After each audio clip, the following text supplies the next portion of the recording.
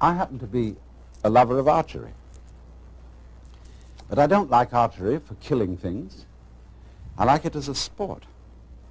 But what I like most of all is to set an arrow free, like it were a bird. You know, when it gets far up in the sky, whee! You watch it. And it suddenly turns and drops. What is it that fascinates us about that? Because it's not useful. It doesn't really achieve anything that we would call purposive work. It simply is what we call play.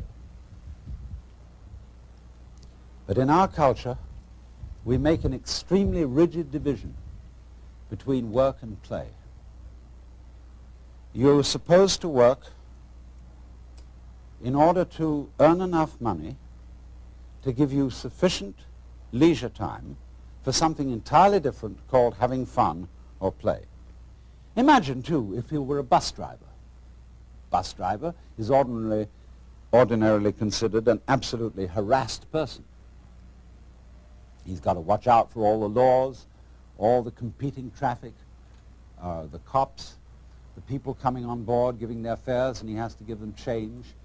And if he has it in his head that this is work, it will be hell. But let's suppose he has a different thing in his head. Supposing he has the idea that moving this enormous conveyance through complicated traffic is a very, very subtle game. And he has the same feeling about it that you might have if you were playing the guitar or dancing. And so he goes through that traffic, avoiding this and avoiding that, and taking a fare like this, and he makes some music of the whole thing. Well, he's not going to be tired out at the end of the day. He's going to be full of energy when he gets through his job. The art of washing dishes is that you only have to wash one at a time. If you're doing it day after day, you have in your mind's eye an enormous stack of filthy dishes which you have washed up in years past, and an enormous stack of filthy dishes which you will wash up in years future. But if you bring in your mind to the state of reality, which is, as I've pointed out to you, only now. This is where we are. There is only now. You only have to wash one dish. It's the only dish you'll ever have to wash, this one. You ignore all the rest, because in reality, there is no past and there is no future. There is just now. So you wash this one. And instead of thinking, have I got it really clean, as my mother taught me with an angry voice, that I had to get every little scrap off it, you know, and she got angry at you. Instead, you turn the cleaning movement into a dance. Like this. And you dig that. And you swing that plate around, and you let the rinsing water go over it, and you put it off in the rack. Crazy. See? Take the next one. And you get this rhythm going. See? And you're not under compulsion all the time. You know, when I was a little boy and went to school in England, I had to learn the piano. They called it playing the piano. But actually, they said you must play. We had in England compulsory games. They used to post notices on the bulletin board in the school where I went to, which said, this afternoon everyone will go for a run. And if you didn't go for a run, and it was found out that you hadn't, you were flogged. So everybody hated going for a run, because they were under compulsion to play. Everybody must play. It's like the whole game of life we're all involved in. It's only a game, but everybody has got to belong. So we went running. I remember one day I was out on a run, and I was trying to enjoy myself because I was running on the balls of my feet, dancing along. And a fellow came up behind me who was running on his heels. He was jogging. And he was going clump, clump, clump, clump, clump, clump, clump, clump. And I said to him, what's the matter with you? You're running on your heels, and you're jarring your whole body all the way through. Okay, but he stuck to it, and he became the champion long-distance runner of the school. But he didn't enjoy it. It was work. And all he enjoyed was the suffering that he endured that made him feel that he had really contributed to the human race because he suffered so much. He identified his existence and his worth with his suffering. Now, really great runners dance when they run. They don't necessarily follow a straight course. They may weave. And in the same way, if you happen to witness in the year 1970 the World Cup Championship in soccer, you would have seen that the winning team from Brazil played soccer in a most extraordinary way. They played it like basketball. They played it dancing. The way we learned soccer in school when I was a boy was very, very formal and orderly, and we didn't really enjoy it. But these fellows were bouncing balls off their shoulders, off every muscle, and they had astonishing teamwork. But at the same time were dancing the game, and the sports writer in the London Times said that they danced their way to victory. So the point is, therefore, that you can do everything you have to do in this spirit. Don't make a distinction between work and play. Regard everything that you're doing as play, and don't imagine for 1 minute that you've got to be serious about it. Let's take, for example, the rest of the world, other than ourselves. Think for a moment, what are vegetables doing? Let's, for example, consider this. And what's it all about? I mean, it serves us, human beings, by being decorative, but what is it from its own point of view? See, because here is this stalk, and all these leaves come out, ka-ching, ka-ching, ka-ching, ka-ching, ka-ching, ka-ching, all the way to the stalk, then whoops, it goes into this. And then it goes into flowers in the end, you see, and they go kitty, kitty, kitty, kitty, kitty, kitty, kitty, kitty, all around. And I look at the thing, and it's like a symphony. It's just like Bach doing a fugue with all the different movements going. And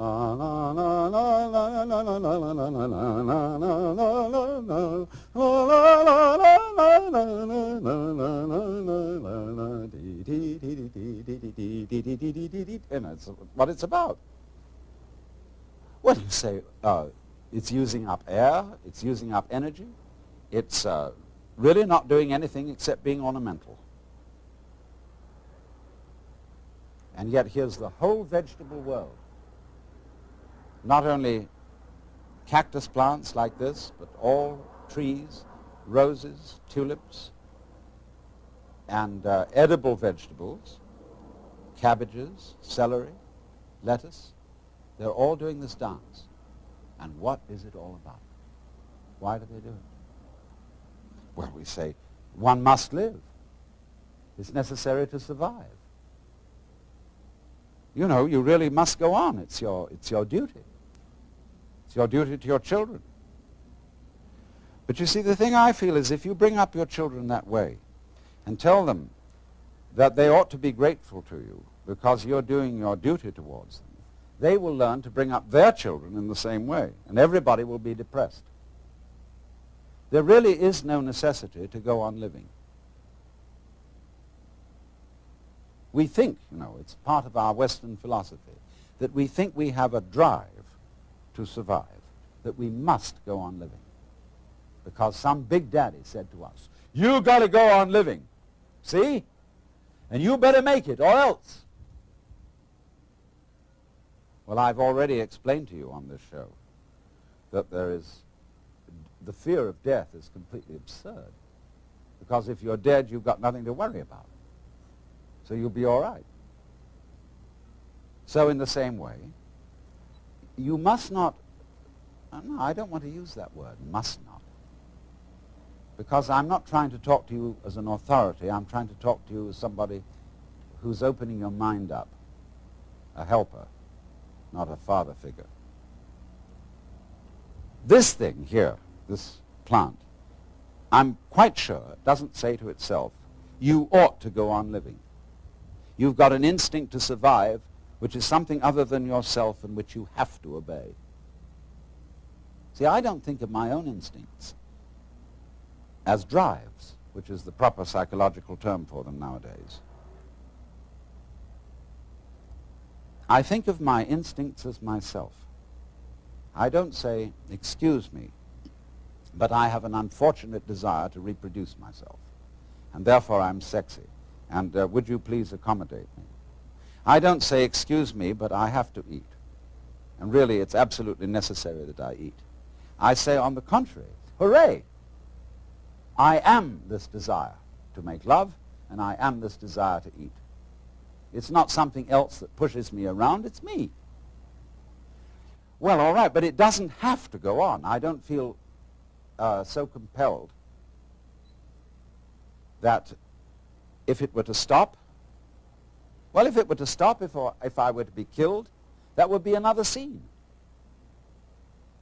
That would be a different form of the dance. If I'm in pain, people say, don't scream, don't cry, because screaming or crying is a perfectly natural reaction to pain. When a baby is first born, they cut the umbilical cord and somebody smacks it on the bottom, and the baby, yeah! See? That's the first thing in the world. There is in Zen Buddhism a koan, which says that when the Buddha was born, he suddenly stood up and announced, above the heavens and below the heavens, I alone am the world-honored one. Well, everybody would say that was an extremely proud thing to say. So they give this to students of Buddhism as a problem. How could it be that the Buddha, as a little baby, was so proud as to make this pompous statement when he was born? And if you understand the problem correctly, you answer, see?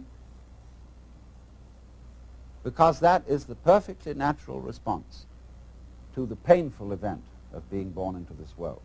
But thereafter, we always say, baby, don't you cry. Shut up. We don't like to hear babies crying. Shut up. And therefore, we stamp out in human beings their natural release from the problem of pain. If you're in pain, cry. And if you can't do that, then pain is your problem. But if you can cry, and if you can let go in that way, pain is no problem. And if you get the shudders at death, the idea of not being here anymore, just get those shudders and dig them. Because the shuddering, isn't it curious? We sometimes say, you remember that song that said, I am not shivering 'cause I'm cold. I am not shivering 'cause I'm cold. I am not shivering 'cause I'm cold. I am just shivering with delight. You know, when we get the shivers of delight. So all these emotions that we have, the emotions of uptightness, dread, shivers, horrors, can be interpreted in other ways. But we interpret them in a negative way so long as we are under the sense that you absolutely must go on living. Now you see, living, like this plant, is something spontaneous. In Chinese, the word for nature is zhiran, which means that which happens of itself, not under any control of an outside boss. And they feel that all the world is happening so of itself. It's spontaneous. And so you stop this spontaneous flowering of nature cold if you tell it you must do it. It's like saying to someone, you must love me. Well, it's ridiculous. If I were to ask my wife, darling, do you really love me? And she says, I'm trying my best to do so. That's not the answer I want. I want her to say, I can't help loving you. I love you so much I could eat you. And that's what the plant feels in growing. It doesn't feel that it must grow. It's not under orders. It's not a military chain of command. It does this spontaneously. So that when you try to command the spontaneous process, you stop it. It's like saying to someone, now, be unself-conscious. You know, there's a belief in India that if you think of a monkey while you're taking medicine, the medicine won't work. So therefore, when you take your vitamins or next pills, try not to think of a monkey. See? And that will completely tie up the spontaneous process, and it won't work. So all the things that we say to our children, like, well, you must have a bowel movement every day after breakfast. Try, darling, to go to sleep. Stop pouting. Take that look off your face. Oh, you're blushing. And make you feel guilty about blushing. See? All those things are attempts to say this one thing. Darling, little child, you are required to do what will be acceptable only if you do it voluntarily. And everybody on this account is completely mixed up, because we are trying to force genuine behavior. We all admire artists when we say they're unself-conscious. They seem so natural. They seem to dance or paint or talk or play the piano so effortlessly. Of course, a lot of work has gone into it. But if you are a great artist, your so-called periods of practice, when you sit for hours and study your technique on the piano, you will not do that effectively unless it is a pleasure for you. You have to come to the point where going over it again and again is a dance. One of my friends is a great Hindu musician who has the most extraordinary technique in playing an instrument called the sarod. It's like an extremely sophisticated Hindu guitar. His name is Ali Akbar Khan, and he's generally acknowledged to be the leading master of Northern Indian music. He told me once that the comprehension of music is in understanding one note. The meaning of that is he can sit for hours and hours working on this, but there really is only one note at a time. And he gets into that note and listens. He really listens. Gets into the sound. And it simply doesn't matter that it takes a long time, that he'll have to do this for many hours, because he's completely absorbed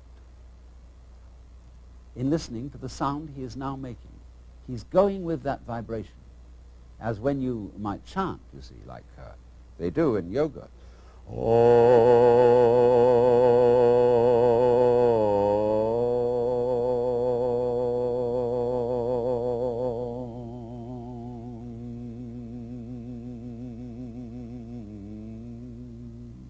You can keep that up for hours. Now what is this? See, this is the real secret of life. To be completely engaged with what you're doing in the here and now. And instead of calling it work, realize that this is play. In Hindu philosophy, the whole creation is regarded as the Vishnu Leela. That means the play of Vishnu. Leela means dance or play, and from it we get our word lilt. They also, in Hindu philosophy, call the world an illusion. And in Latin, the root of the word illusion is ludere, to play. Because all this going on, the swinging of the ball, the pattern in which the flower goes, is just to swing. And if you take it seriously and say, are you doing anything useful? Useful for what? Useful to go on. But if you take that attitude to going on becomes a drag. Survival becomes a sweat, and it's not worth it. And if you teach your children, and they'll imitate you, they'll treat survival as a sweat which they have to undergo, and they have to keep going on, and they'll teach their children to do it, and the whole continuation of the human race will be a drag, which is in fact what it's become because of this attitude, and this is the reason why we've invented the atomic bomb and are preparing to commit suicide. Because we think we must happen. And to the degree that we think we must happen, we hate it. And are going to bring it to an end. And stop it. So I was about to say seriously, but I'm going to change my words and say sincerely suggest. You know, I'm not, in talking to you, I'm not preaching. I'm not actually serious. Because I'm really with this rather than any kind of deep philosophy and so on. So I suggest to you sincerely. G.K. Chesterton once said that the angels fly because they take themselves lightly. How much more so then he, she who is Lord of the angels. Huh. The whole world is 3 for a penny, 3 for a pound, 'tis love that makes the world go round, or in the words of Dante. But my own wings were not for such a flight, except that, smiting through the mind of me, there came fulfillment in a flash of light, that my volition now and my desires were moved like wheel revolving evenly by love that moves the sun and starry fire.